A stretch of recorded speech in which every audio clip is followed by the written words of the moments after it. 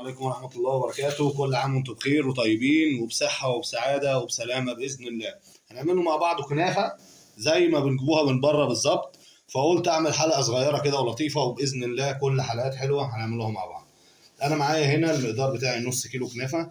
إزاي أنا أعرف ألفها؟ فبمسك الكنافة كده، دي طرية جايبها ما تكونش ناشفة. هاخد كده زي ما انتم شايفين، هبدأ اللي أنا ألف اوضح لكم اكتر.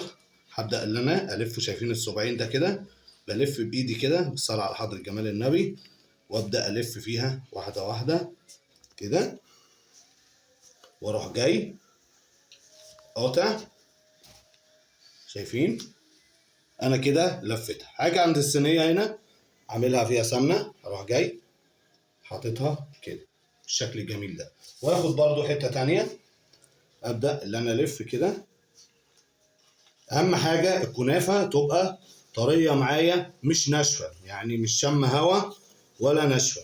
تمام اهو، ببرمها كده وبكبسها اهي اهي اهي كده. اروح جاي حاططها كده ولازقها في الثانيه ومديها ضغطه كده اهي.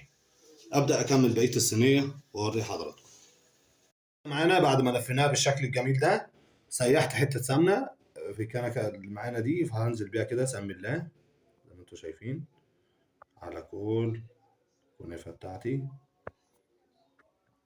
اللي انا عملتها.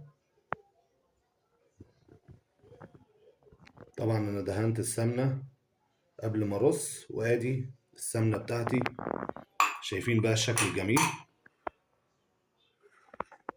احلى دلع. هدخلها الفرن واوريها لحضراتكم بعد ما تستوي. كده معانا بعد ما عملناها بالشكل الجميل ده، عملنا لنا الشربات بسكر ونص ليمونه وميه. هناخده كده بسم الله، وحاطين عليه ميه الزهر اللي هو المسك، نغرق كله شربات.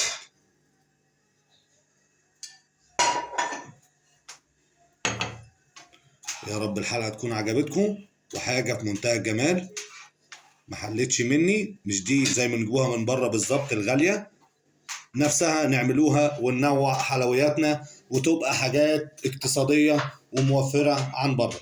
يا رب الحلقة تكون عجبتكم، وما تنسوش اشتراك القناة واللايكات والتعليقات، واشوفكم بإذن الله في حلقة جديدة، والسلام عليكم ورحمة الله وبركاته.